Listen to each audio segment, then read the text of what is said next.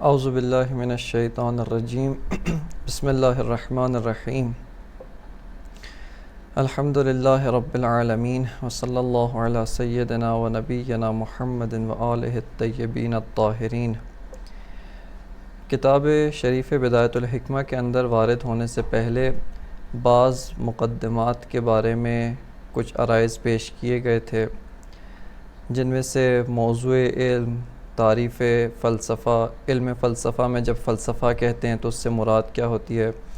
اسی طرح علم فلسفہ کی دیگر علوم کے ساتھ کیا نسبت ہے، اور علم فلسفہ کی تاریخ اور ان چیزوں کے بارے میں کچھ عرائض آپ کی خدمت میں پیش کیے گئے تھے۔ جس مقدمے کے اندر ہماری گفتگو جاری تھی وہ تھی تاریخ علم فلسفہ، اور اس کے بارے میں عرض کیا تھا کہ کسی بھی علم کی تاریخ کے بارے میں 3 طرح کی نگاہ کر سکتے ہیں۔ ایک مرتبہ جب تاریخ علم کہتے ہیں تو اس سے مراد اس علم کے علماء، اس علم میں جن شخصیات نے کام کیا ہے اور جن شخصیات نے زحمت اٹھائی ہے، ان کی تاریخ، ان کے احوال زندگی اور ان کے شرح حالات، یہ مراد ہوتا ہے۔ اور ابھی تک علم کی تاریخ کے نام پر جو تاریخ رائج اور معروف ہے وہ یہی تاریخ ہے۔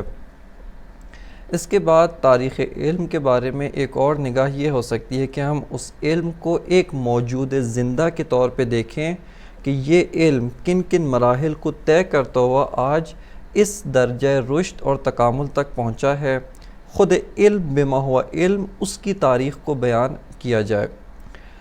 تیسری نگاہ جو تاریخ علم کے بارے میں کی جا سکتی ہے وہ یہ ہے کہ اس علم کے جو مسائل ہیں، اس علم کے اندر جن چیزوں سے گفتگو کی گئی ہے،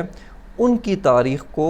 دیکھا جائے۔ مثال کے طور پہ علم فلسفہ کے اندر جو اس کے مسائل ہیں، ایک ایک مسئلے کو اٹھایا جائے، اس مسئلے کی پیدائش کہاں سے ہوئی،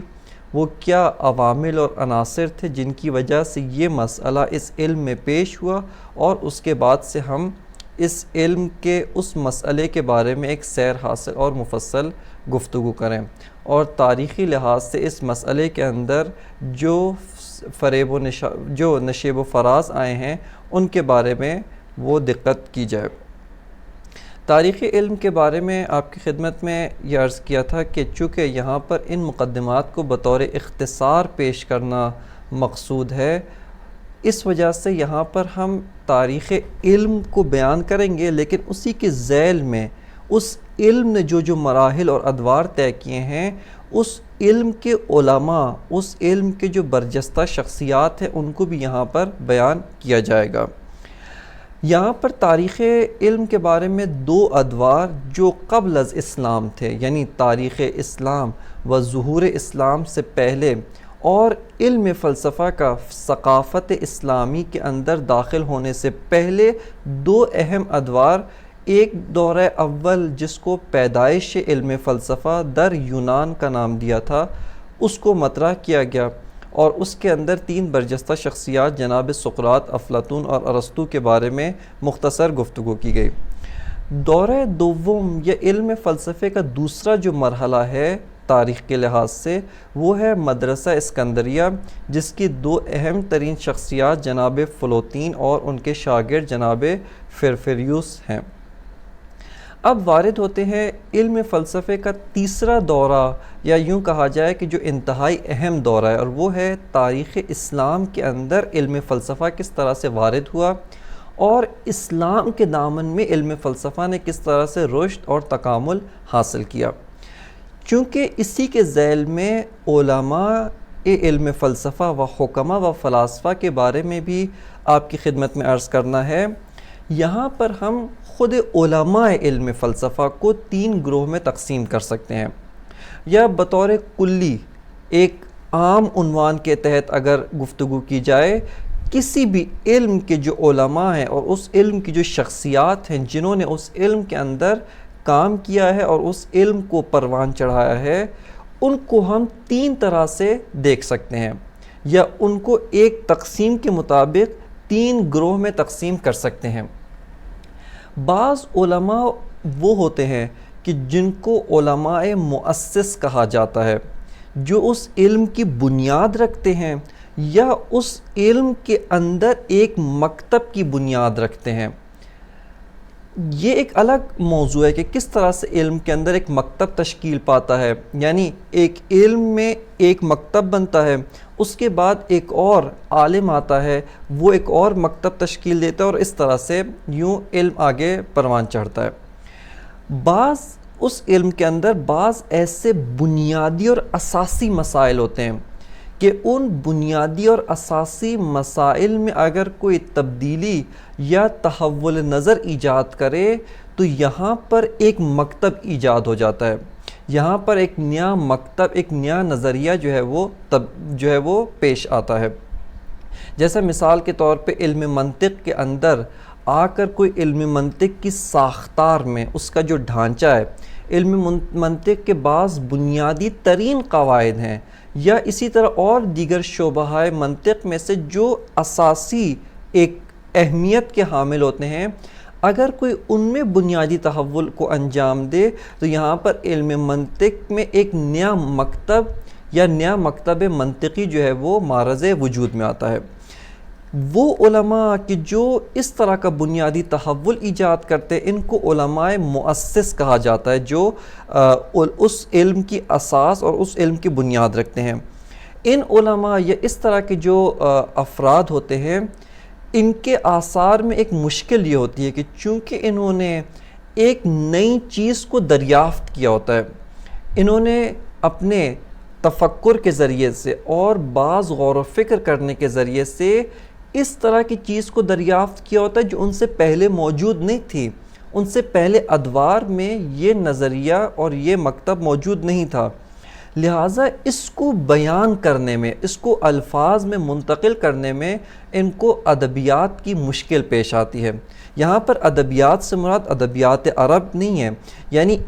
وہ اصطلاحات اور وہ کلمات چونکہ پہلے سے موجود نہیں ہوتے ہیں، لہٰذا اپنا ما فی الضمیر اور اپنے محتوا کو بیان کرنے میں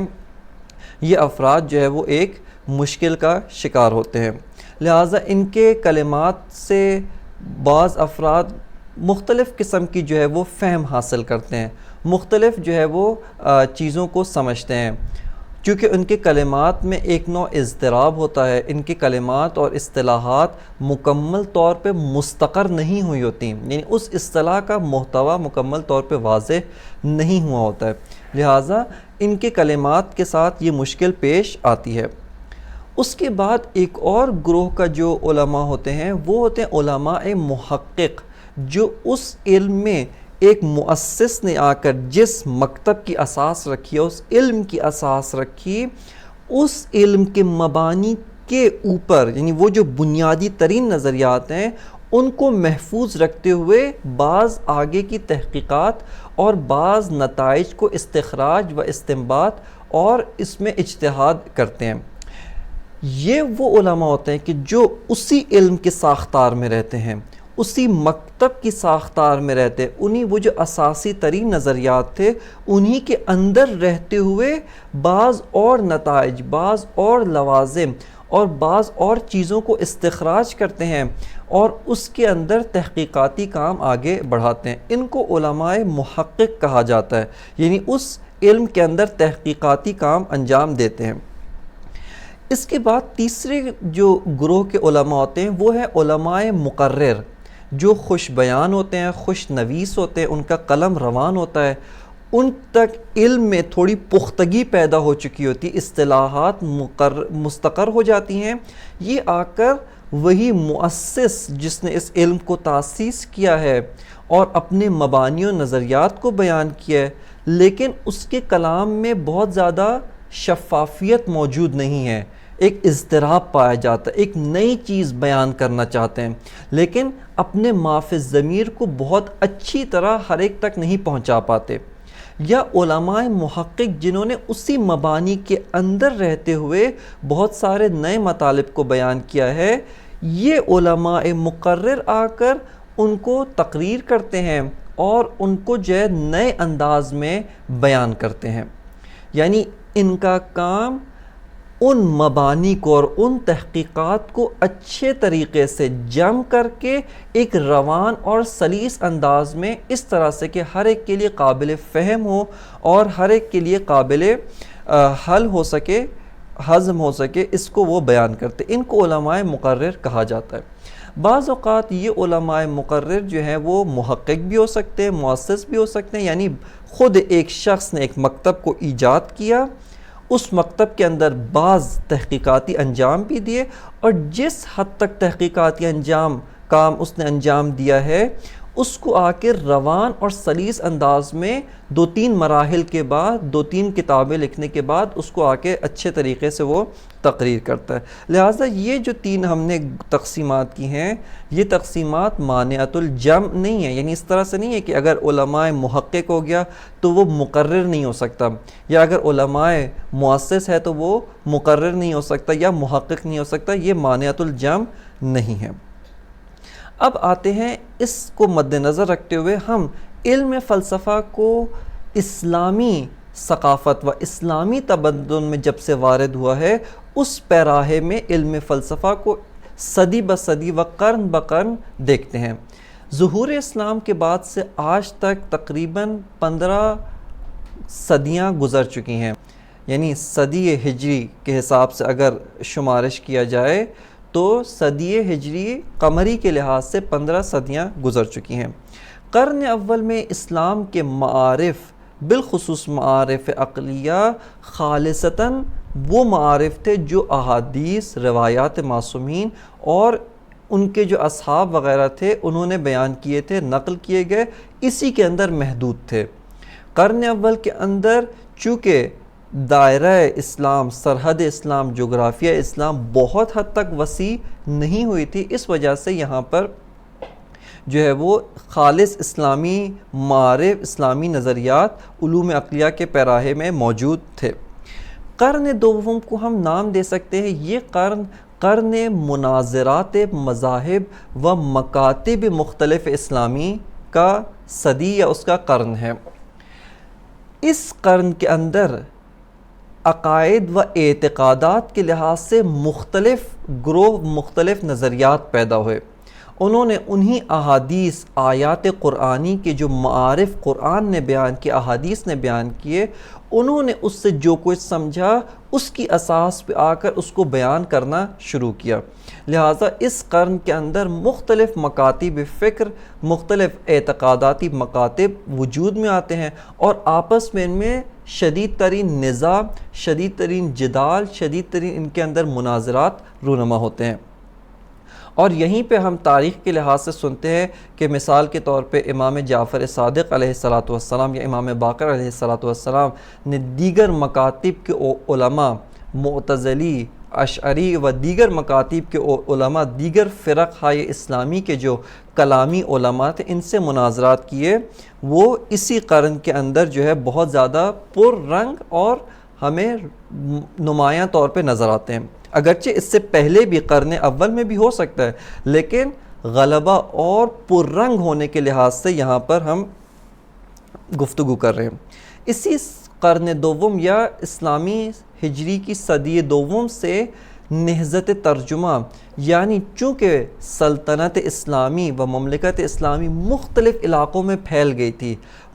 وسیع جغرافیے کے اوپر یہ سلطنت قائم ہوئی تھی، مختلف افراد سے اس کا تعلق تھا، مختلف مکاتب،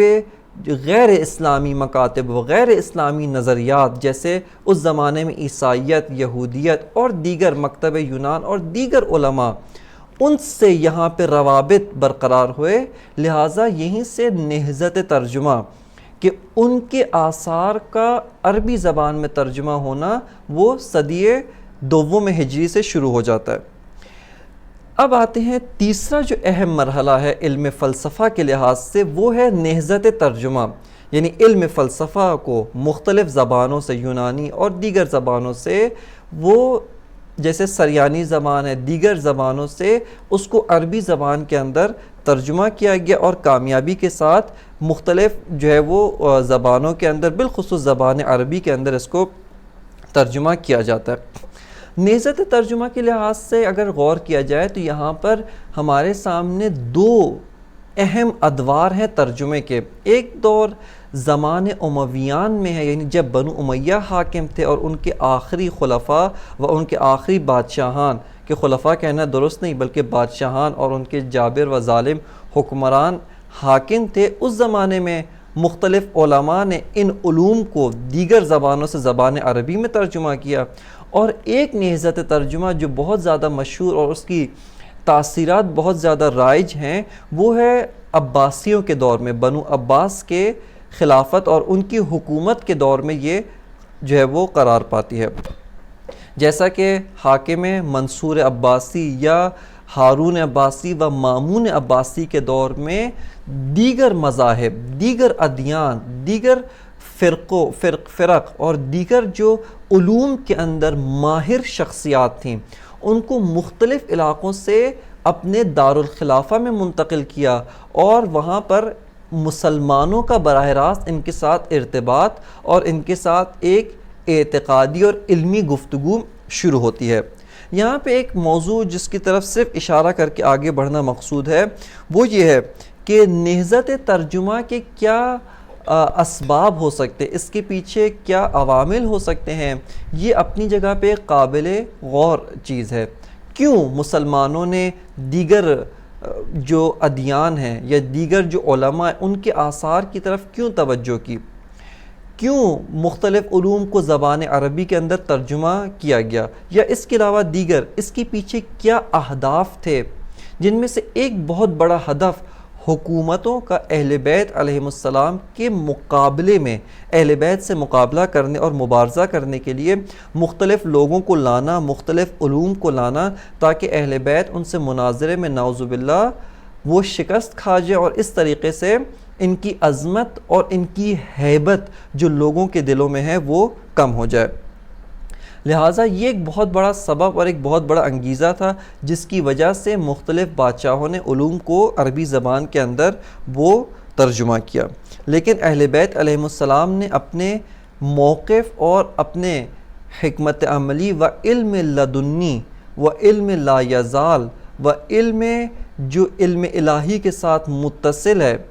اس کی اساس پہ ان تمام چیزوں کا بطریق احسن جواب دیا اور کامیابی کے ساتھ ان امور سے سرخرو ہوتے ہیں۔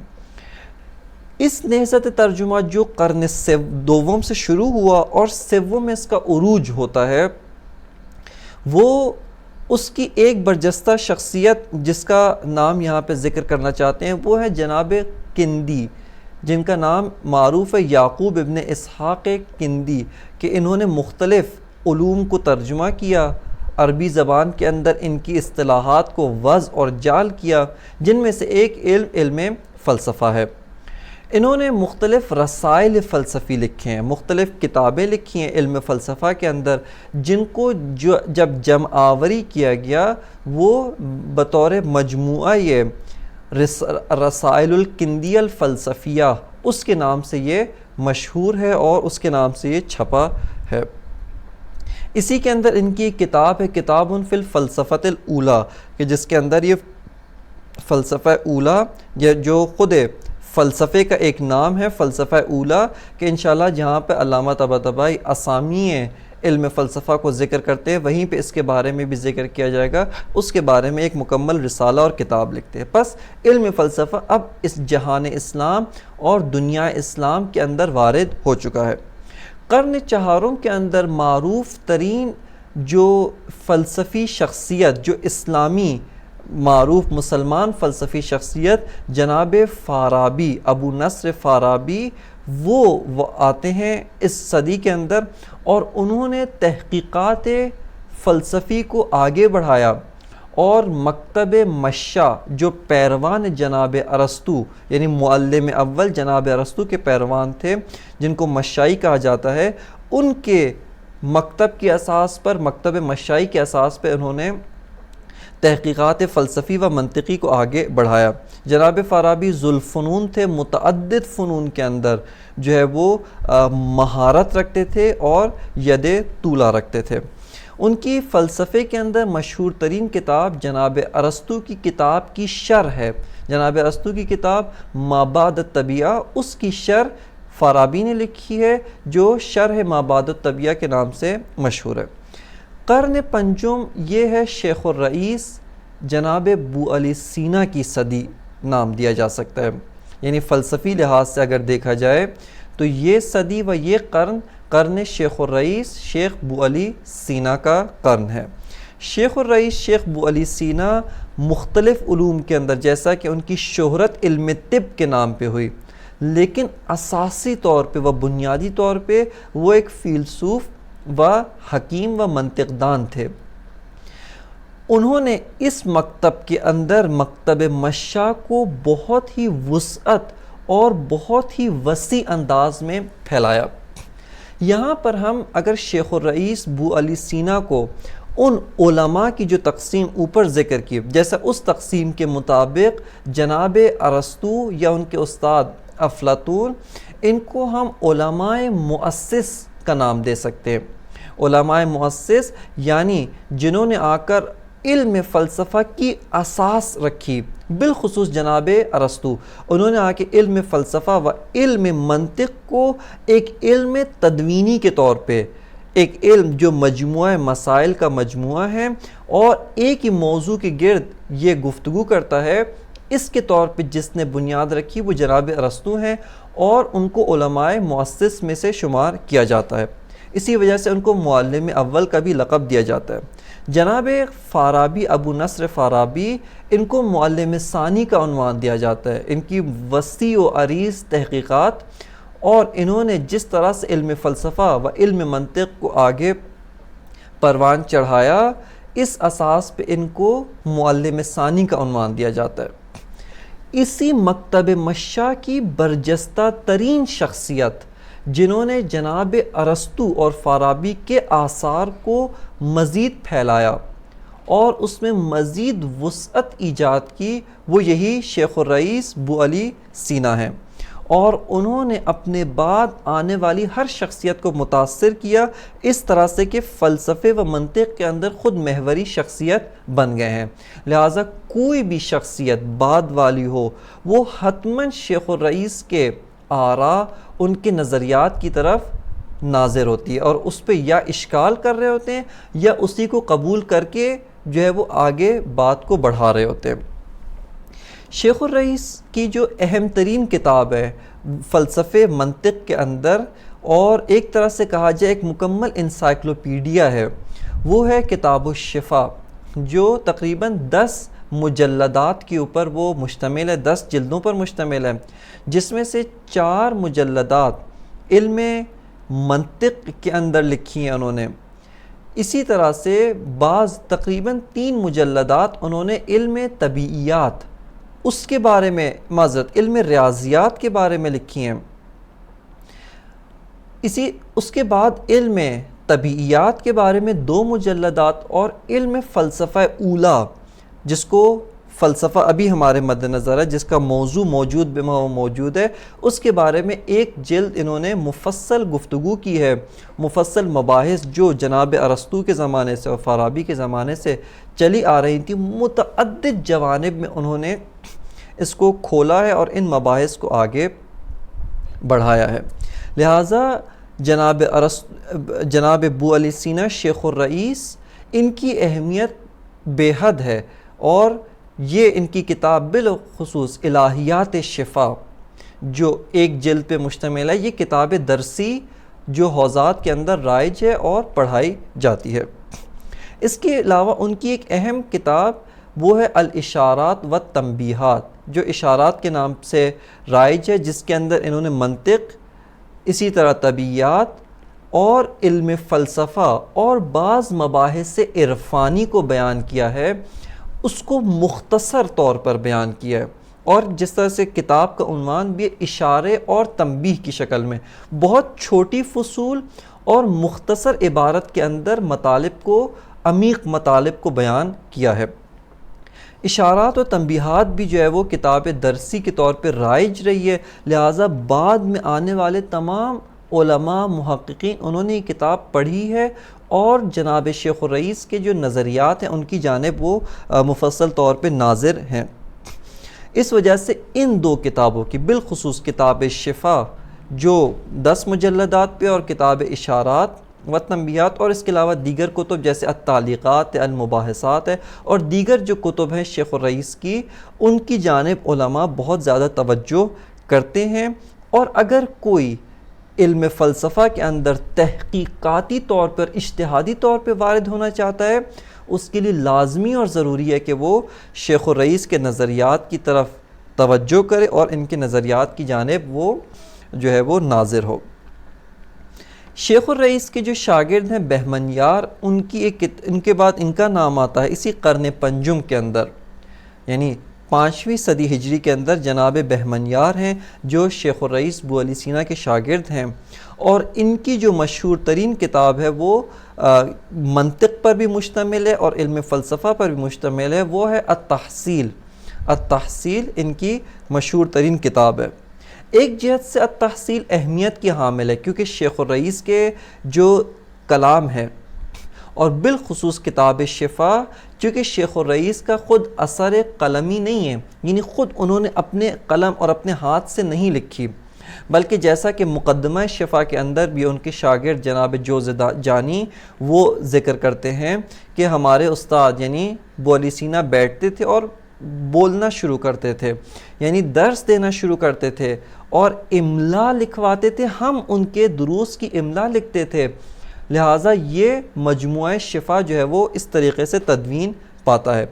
اگرچہ بعض جگہوں پہ خود شیخ الرئیس نے اس کو اپنے قلم اور اپنے ہاتھ سے لکھا ہے، لیکن اکثر جگہ اور اکثر مباحث کتاب شفا وہ اسی انداز میں ہے۔ چونکہ کتاب شفا املائی ہے، اس وجہ سے اس کی عبارات کو سمجھنا تھوڑا سنگین اور ثقیل ہوتا ہے، لیکن ان کے بلا واسطہ شاگرد جناب بہمنیار نے اپنے استاد کے ہی نظریات کو ایک اچھے انداز میں تقریر کیا ہے، ایک اچھے انداز میں لکھا ہے، بیان کیا ہے، جو یہ کتاب التحصیل ہے۔ اس وجہ سے یہ ایک انتہائی اہمیت کی کتاب ہے۔ یہ قرن پنجم شیخ الرئیس اور ان کے شاگرد جناب بہمنیار اور دیگر کہیں کہ یہ قرن شیخ الرئیس ہے۔ قرن ششم و قرن ہفتم، یہاں سے ہم علم فلسفہ کے اندر ایک نئے دور میں وارد ہوتے ہیں۔ ابھی تک آپ نے دیکھا کہ ارسطو سے لے کر جناب شیخ الرئیس اور پیروان مکتب شیخ الرئیس جیسے جناب بہمنیار و دیگر شخصیات، جن میں سے بعض برجستہ ہوئیں بعض برجستہ نہیں ہوئیں، یہ حکمت مشا جو مکاتب فلسفی میں سے ایک اہم مکتب ہے، یہ اس کا دور نام دیا جا سکتا ہے۔ یعنی یہاں پر حکمت مشا، مبانی حکمی مشا یہ غلبہ رکھتے ہیں اور یہی جو ہے وہ رائج اور یہی وہ حاکم ہیں۔ قرن ششم سے فلسفہ ایک نئے دور میں وارد ہوتا ہے، اور اس قرن کو اگر نام دینا چاہیں تو یہ دور وہ ہے ناقدین شیخ الرئیس، یعنی جب شیخ الرئیس کے نظریات رائج ہونا شروع ہے اور فلاسفہ اسلامی نے ان کی جانب توجہ کی، تو یہاں پر بہت سارے اشکالات شیخ الرئیس کے اوپر وارد ہونا شروع ہے، اور ہر شخصیت نے اپنی فہم کے حساب سے اور اپنے مبانی کو بنانے کے حساب سے شیخ الرئیس کے اوپر وہ اشکالات کیے۔ جب شیخ الرئیس پہ اشکالات شروع ہوئے تو اسی دور کے اندر ہی قرن ششم میں ہی بعض اور شخصیات اٹھیں اور آ کر انہوں نے شیخ الرئیس کے دفاع میں ان اشکالات کا جواب دینا شروع کیا۔ اس لحاظ سے ہم اس صدی کو اور اس قرن کو قرن شارحان شیخ الرئیس یا مدافعان شیخ الرئیس و قرن ناقدین و مستشکلین بر شیخ الرئیس قرار دے سکتے ہیں۔ ان کے اندر سب سے اہم ترین شخصیت جس نے حکمت مشا بالخصوص شیخ الرئیس پر بے تحاشا اشکالات وارد کیے، وہ ہیں جناب شیخ شہاب الدین سہروردی، جو ملقب بشیخ اشراق ہوتے ہیں، یعنی جن کا لقب شیخ اشراق ہے، وہ اس صدی کے اندر قرار پاتے ہیں۔ جناب شیخ شہاب الدین سہروردی یہ ایک لحاظ سے دیکھا جائے تو انہوں نے مکتب مشا کی تقریر کی ہے، بعض کتب کے اندر مکتب مشا کو تقریر کی، اس کو بیان کیا ہے، اور وہیں پہ آ کر مکتب مشاء کے اوپر اساسی اور بہت ہی بنیادی اشکالات وارد کرتے ہیں اور نئے بنیادی نظریات کی طرف یہ توجہ دلاتے ہیں اور بنیادی نظریات کی یہ بنیاد رکھتے ہیں۔ اس وجہ سے شیخ اشراق کو ہم علماء مؤسس میں سے قرار دیتے ہیں، یعنی حکماء و فلاسفہ نے شیخ اشراق کے بعد سے فلسفہ اسلامی کے اندر ایک نئے دور اور ایک نئے مرحلے کا احساس کیا ہے۔ شیخ اشراق نے مکتب اشراق، جس کو حکمت اشراق بھی کہا جاتا ہے، جو انہوں نے اپنی کتاب کا عنوان دیا یا فلسفہ اشراق، اس کی بنیاد رکھی اور فلسفے کے اندر بہت ہی اساسی ترین نظریات، بہت ہی بنیادی نظریات جو کل فلسفہ کے اوپر، مکمل ساختار فلسفی کے اوپر تاثیر گزار ہیں، ان کو انہوں نے آ کر یہاں پر اثبات کرتے ہیں اور ان کو آ کر متعارف کرواتے ہیں۔ دو تین نظریات اگر ان کے پیش کریں جو انہوں نے یہاں پہ صراحت کے ساتھ اپنے آثار مخصوص، جو انہوں نے اپنے مکتب کی اساس یعنی حکمت الاشراق کے اندر، کتاب حکمت الاشراق کے اندر انہوں نے پیش کیے، وہ نظریہ اصالت و اعتباریت ہے جس کی مکمل فلسفے کے اوپر تاثیر ہے۔ اسی طرح تشکیک، نظریہ تشکیک ذاتی ہے، اور دیگر بعض نظریات، علم حضوری اور اس طرح کے بہت سارے بنیادی نظریات انہوں نے وہ پیش کیے۔ لہٰذا اس وجہ سے ان کے بعد سے ایک نیا دور فلسفے کا شروع ہوتا ہے اور وہ ہے حکمت الاشراق، اور جو بھی حکماء و فلاسفہ ان کے بعد واقع ہوتے ہیں، ان کے ہم عصر اور ان کے ہم زمان نہیں ہیں بلکہ ان کے بعد والے زمانے میں واقع ہوتے ہیں، وہ حتمی طور پہ شیخ اشراق سے کسی نہ کسی طرح و کسی نہ کسی جہت سے وہ متاثر ہوئے ہیں۔ اسی فلسفے کی اساس پہ انہوں نے ایک منطق پیش کی ہے، منطق اشراق کے نام سے ایک منطق پیش کی، جس میں انہوں نے منطق مشاء، منطق سوری جو منطق ارسطوئی کے نام سے بھی معروف ہے، اس کے اوپر بھی بعض انہوں نے وہ بنیادی اشکالات وارد کر کے نئی ساختار اور ایک نیا مکتب جو ہے وہ فلسفے کے اندر اور فلسفے کے اساس پہ منطق میں پیش کیا ہے۔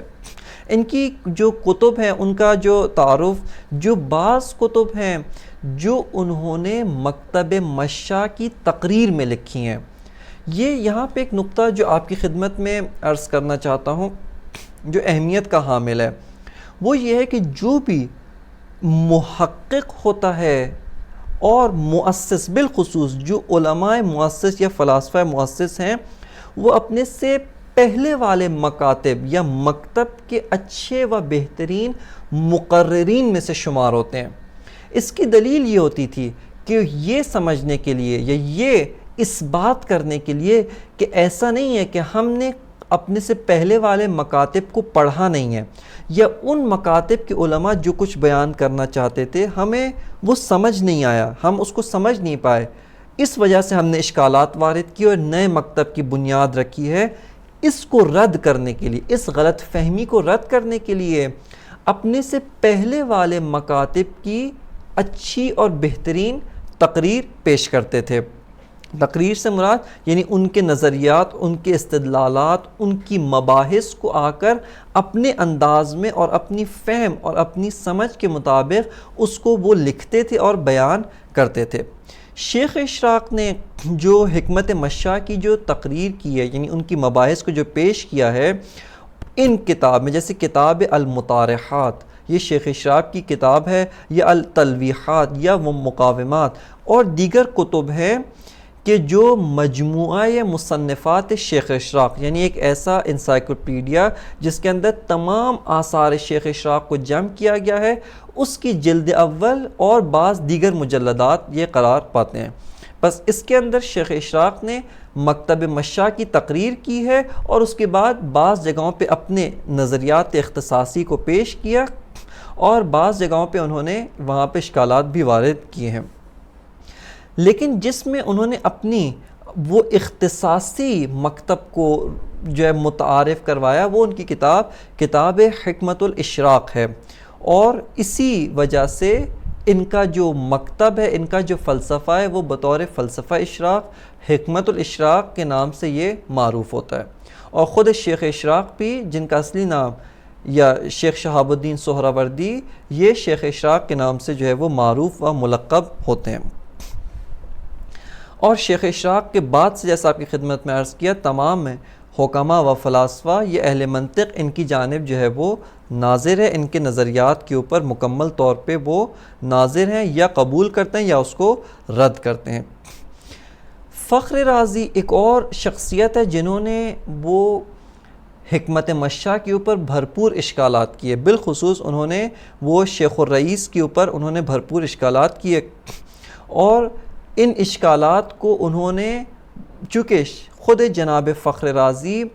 ایک فلسفی کلامی شخصیت ہیں، جن کا زیادہ تر ذوق اور رجحان مباحث کلامی و علم کلام کی جو مباحث ہیں، الہیات کی جو مباحث ہیں، ان کی جانب ہوتا ہے۔ فخر رازی کا ایک اور پہلو جو ہے وہ اس انداز میں علماء بیان کرتے ہیں کہ چونکہ یہ خطیب تھے، اپنے زمانے کے ایک مشہور و معروف ترین خطیب تھے، ایک پرہیبت شخصیت تھے، اس وجہ سے ان کو بہت سارے خطیب رازی کے نام سے بھی جانتے ہیں، خطیب رازی کے نام سے بھی مشہور و معروف ہیں۔ اور چونکہ خطیب تھے، لہٰذا انتہائی خوشنویس اور انتہائی روان اور سلیس قلم رکھتے تھے، یعنی ان کا قلم، ان کا بیان انتہائی سلیس اور انتہائی روان ہے، لہٰذا حکمت مشاء کو سمجھنے کا ایک اہم منبع خود جناب فخر رازی ہیں، جہاں پہ انہوں نے اشکالات وارد کرنے سے پہلے حکمت مشاء کی جو تقریر کی ہے، ان تقریرات سے ہم یہ سمجھ سکتے ہیں کہ حکمت مشاء کن چیزوں کے قائل تھے۔ ایک اور پہلو جو جناب فخر رازی کا قابل ذکر ہے، وہ ہے کہ انہوں نے فلسفے کے اندر بعض ابتکارات بھی انجام دیے ہیں کہ انشاءاللہ جب مباحث فلسفی میں وارد ہوں گے تو مختصر ہر جو مسئلہ ہے اس کی تاریخچے کے طور پہ بعض چیزیں بیان کی جائیں گی، وہاں پہ جہاں پر جناب فخر رازی کا کردار اور نقش ہے اس کو بھی انشاءاللہ بیان کیا جائے گا۔ ان کی فلسفے میں اہم ترین کتاب المباحث المشرقیہ ہے، المباحث المشرقیہ، کہ خود یہ عنوان شیخ الرئیس جناب ابو علی سینا سے انہوں نے اخذ کیا، ان کے آثار سے لیا ہے اور اپنی کتاب کا نام المباحث المشرقیہ قرار دیا ہے۔ ایک اور ان کی کتاب ہے، وہ ہے شرح اشارات جناب فخر رازی، چونکہ کتاب اشارات ایک متن درسی اور محور درسی قرار پایا تھا، لہٰذا اس وجہ سے اس کی متعدد شروحات اور اس پہ متعدد اس کی تفاسیر لکھی گئی، جن میں سے ایک جناب فخر رازی نے بھی اس کی شرح لکھی، جس کو علماء کہتے ہیں کہ شرح سے زیادہ جرح ہے، یعنی اشکالات اور فراوان اور کثیر اشکالات انہوں نے وارد کیے۔ اس کے بعد سے قرن ہفتم کے اندر وارد ہوتے ہیں، یعنی اواخر قرن ششم و اوائل قرن ہفتم کے اندر، یہاں پر شیخ الرئیس و مکتب مشاء کو ان اشکالات سے بچانے والے اور ان اشکالات کا مفصل طور پہ جواب دینے والی شخصیت جناب خواجہ نصیر الدین طوسی رحمۃ اللہ علیہ، وہ اس قرن کے اندر واقع ہوتے ہیں۔ خود اگر خواجہ کے بارے میں آپ کی خدمت میں عرض کروں، جناب خواجہ نصیر الدین طوسی وہ ایک ذوالفنون شخصیت، جامع الفنون، اپنے زمانے کے تمام علوم رائج، ان تمام علوم رائج کے ماہر اور ان کے مجتہد، اور اس کے علاوہ بے تحاشا علوم غریبہ جو رائج نہیں تھے، علوم غریبہ کہلاتے ہیں، جیسے علم النجوم ہے اور دیگر علوم، یا علم رمل ہے اور اس طرح کے دیگر علوم، ان علوم میں بھی وہ مہارت اور ید طولہ رکھتے تھے۔ فلسفی لحاظ سے خواجہ نصیر الدین طوسی وہ مشائی اشراقی ہیں، یعنی بعض جگہوں پہ انہوں نے مبانی حکمت اشراق سے بہت سارے اثرات کو قبول کیا، جیسے اصالت کی بحث میں اصالت ماہوی ہیں، لیکن تشکیک در ماہیت کو قبول نہیں کرتے، اور بہت ساری جگہوں پہ انہوں نے حکمت مشاء سے بھی تاثیر کو جمع کر کے ان دونوں مکاتب کے اندر ہم آہنگی اور انسجام کو برقرار کرنے کی کوشش کی ہے۔ ان کا جو بعض آثار ہیں جناب خواجہ کی، بعض آثار وہ حکمت مشاء، مکمل مشائی ہیں، اس کے اندر مکمل طور پہ انہوں نے مبانی حکمت مشاء کی وضاحت اور اس کی تقریر پیش کی ہے، جس میں ان کی مشہور ترین کتاب وہ شرح اشارات جناب خواجہ نصیر الدین طوسی ہے کہ انہوں نے شیخ الرئیس کی کتاب اشارات و تنبیہات کی شرح کی ہے۔ اس شرح کے اندر جناب خواجہ شیخ الرئیس و مبانی مشاء کی طرف ناظر ہیں اور متعہد ہوتے ہیں کہ میں اپنے نظرات اختصاصی یا مبانی اشراقی کو دخیل نہیں کروں گا، بلکہ مبانی مشائی کی اساس پر جو اشکالات جناب فخر رازی نے وارد کیے ہیں ان کا جواب دوں گا، اور بہت حد تک وہ اس میں کامیاب ہوتے ہیں۔ لہٰذا اس کتاب کے اندر انہوں نے وہ مبانی مشاء کو بیان کیا۔ جناب خواجہ کی جو اپنی کتاب ہے جس کے اندر ہم خود جناب خواجہ کے اپنے نظریات اختصاصی کو جان سکتے ہیں، وہ کتاب کلامی ہے، لیکن کلام فلسفی ہے، کہ یہ جناب خواجہ کا ایک بہت بڑا کارنامہ ہے کہ پہلا جو علم کلام جناب خواجہ سے پہلے جو معروف و مشہور تھا وہ مباحث فلسفی سے خالی ہوتا تھا، لیکن جناب خواجہ نے علم کلام کو ایک محکم بنیاد اور ایک محکم اساس فلسفی کی بنیاد پہ استوار کیا، اور اس کام کے اندر جو شخصیت واقعاً مبتکر ہے جس نے کام انجام دیا وہ جناب خواجہ طوسی ہیں۔ ان کی کتاب تجرید الاعتقاد ہے کہ جو جہان اسلام بلا تفریق از تشیع و تسنن، حتیٰ اہل سنت کے اندر بھی یہ کتاب تجرید الاعتقاد یہ رائج ہوتی ہے، اور اس کتاب کی متعدد شروحات وہ لکھی گئی ہیں۔ اس کے علاوہ ایک اور ان کی کتاب ہے جناب فخر رازی کی کتاب المحصل کے اوپر اشکالات نقد المحصل کے نام پہ، کہ اس میں بھی انہوں نے اپنے وہ جو مفصل انہوں نے اپنے اختصاصی نظریات ہیں وہ بیان کیے ہیں۔ اس کے بعد ایک اور شخصیت جو یہاں پہ قرن ہفتم کے اندر ہی قرار پاتی ہے وہ ہے جناب کاتبی قزوینی، کہ یہ خواجہ نصیر الدین طوسی کے ہم عصر، البتہ زمان میں تھوڑا سا وفات میں متاخر تھے، اور انہوں نے بہت ساری چیزوں میں جناب خواجہ کی شاگردی اختیار کی اور جناب خواجہ سے استفادہ کیا۔ فلسفے میں ان کی مشہور ترین کتاب حکمت العین کے نام سے ان کی کتاب ہے، جس کی شرح علامہ خلی رحمۃ اللہ علیہ نے کی ہے۔ اسی طرح قرن ہفتم کے اندر ایک اور بہت ہی اہم شخصیت کہ جو پہلے شارح ہیں حکمت الاشراق کے، وہ ہیں جناب محمد ابن محمود شہرزوری، یعنی معروف بے شہرزوری ہیں، کہ شہرزور ایک علاقہ و ایک شہر کا نام ہے، کہ اس نام سے یہ مشہور ہوتے ہیں شہرزوری کے نام سے، کہ جناب شہرزوری یہ خود اشراقی ہیں، مکتب اشراق میں راسخ ہیں، مبانی اشراق کو مکمل طور پہ قبول کرتے ہیں، اور انہوں نے جناب شیخ اشراق شیخ شہاب الدین سہروردی کی کتاب حکمت الاشراق کی پہلی شرح اور مشہور ترین شرح انہوں نے کی ہے، جو شرح حکمت الاشراق کے نام سے معروف ہے۔ اس کے علاوہ تاریخ حکماء کے اوپر ان کی کتاب ہے جو نزہۃ الارواح و روضۃ الافراح کے نام سے وہ معروف و مشہور ہے۔ کہ جو قرن ہفتوں میں اس کے اندر یہ تین شخصیات جب ان کا مطالعہ کیا، اب وارد ہوتے ہیں ہم قرن ہشتم کے اندر، چونکہ یہ تمام شخصیات بہت ہی مفصل طور پہ ہم دیکھ سکتے ہیں، یعنی ان کے بارے میں مفصل مباحث کو مطرح کیا جا سکتا ہے، ان کے جو آثار ہیں ان کے بارے میں ایک مکمل طور پہ تفصیلی بیان کیا جا سکتا ہے، لیکن چونکہ اختصار مد نظر ہے لہٰذا اسی کے اوپر اکتفا کرتے ہیں۔ قرن ہشتم میں جب وارد ہوتے ہیں تو قرن ہشتم کی فلسفی برجستہ ترین شخصیت یہ جناب قطب الدین شیرازی ہیں، کہ یہ وسط قرن ہفتم و اوائل قرن ہشتم میں ان کی وفات ہوتی ہے، یعنی وسط قرن ہفتم میں ان کی ولادت ہے اور اوائل قرن ہشتم میں ان کی وفات ہوتی ہے۔ جناب قطب الدین شیرازی کا ایک اہم ترین جو کردار ہے وہ انہوں نے حکمت الاشراق کی ایک اور شرح لکھی، یعنی یہ حکمت الاشراق جو جناب شیخ شہاب الدین سہروردی کی کتاب ہے اس کی دوسری شرح انہوں نے لکھی۔ اس شرح کی ایک اور اہمیت و خاصیت یہ ہے کہ مؤسس مکتب حکمت متعالیہ و جناب یعنی صدر الحکماء و صدر المتعلقین جناب ملا صدرہ شیرازی، جنہوں نے حکمت متعالیہ جو مکتب فلسفی کی بہت ہی جامع مکتب ہے اس کی بنیاد رکھی تھی، انہوں نے اس شرح حکمت الاشراق پہ آ کر تعلیقات لگائے ہیں،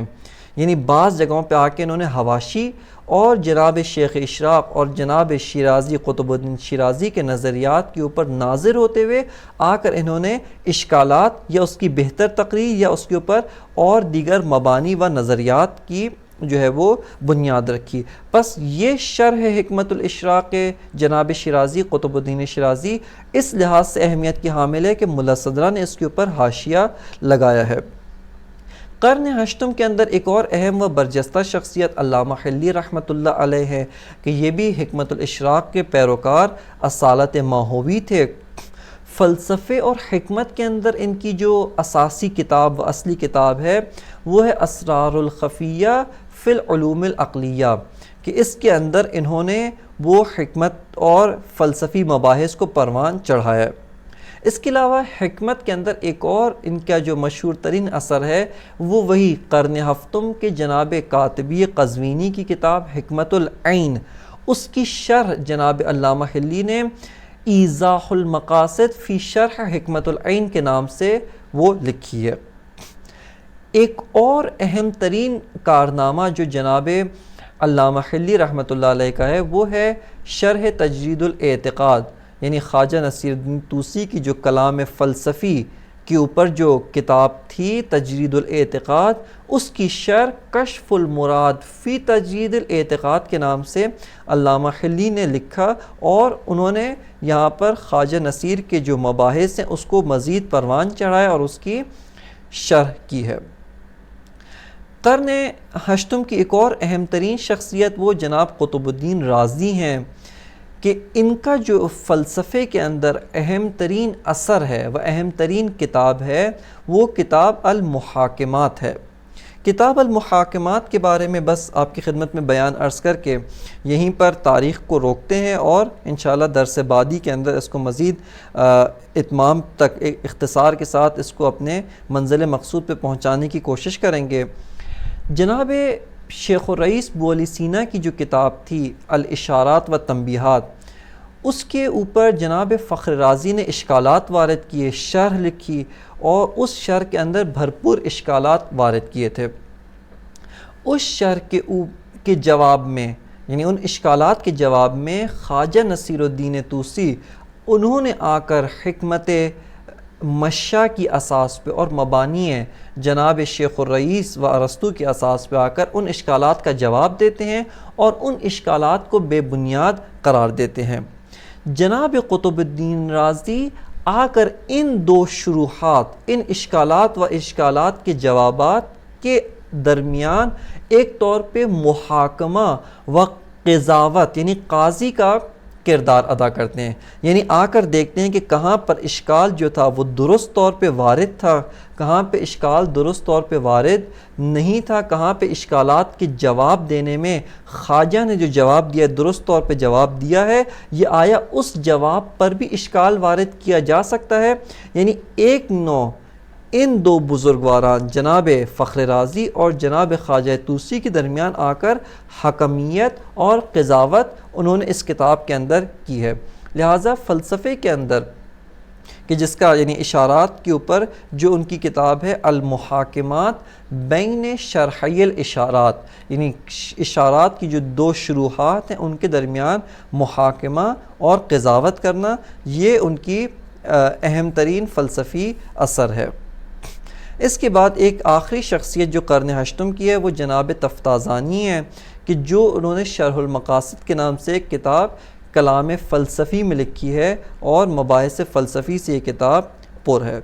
اس کے بعد ہم قرن نہم میں علم فلسفہ میں ایک اور اہم دور جس کو مکتب شیراز کے نام سے جانا جاتا ہے، اور اس مکتب کے اندر متعدد شخصیات وارد ہوئی ہیں، ان کے بارے میں انشاءاللہ تعالی تفصیلی طور پہ یا کہ اختصار کے ساتھ اختصار تفصیلی کے طور پہ انشاءاللہ ان کے بارے میں کچھ جو نکات ہیں وہ عرض کیے جائیں گے۔ یہاں پہ بس آخری نقطہ جس کی جانب جو دوستان ہیں و طلاب ہیں ان کی توجہ کے مبذول کروانا ضروری سمجھتا ہوں، وہ یہ ہے کہ اگر آپ علم فلسفہ میں تحقیقاتی طور پہ و اجتہادی طور پہ وارد ہونا چاہتے ہیں، یہاں پہ ضروری ہے کہ اہم ترین کتب ان کی طرف ناظر ہونا، اور جیسا کہ کتاب بدایہ اولین کتاب ہے، اس کے بعد کتاب نہایت الحکمہ کہ جو علم فلسفہ کی ایک درجہ دوم یعنی سطح دوم و سطح بالاتر کی کتاب ہے، کہ انشاءاللہ اس کے بارے میں بھی آئے گا کہ علامہ نے یہ دو کتابیں کیوں لکھیں، کہ اسفار تک پہنچنے کے لیے طالب علم کے لیے آسانی فراہم کرنے کے لیے اس کے دوران ان متعدد کتب کے اندر ان متعدد شخصیات اور ان متعدد علماء و حکماء کے نظریات کی جانب ناظر ہونا، اور ان کے جو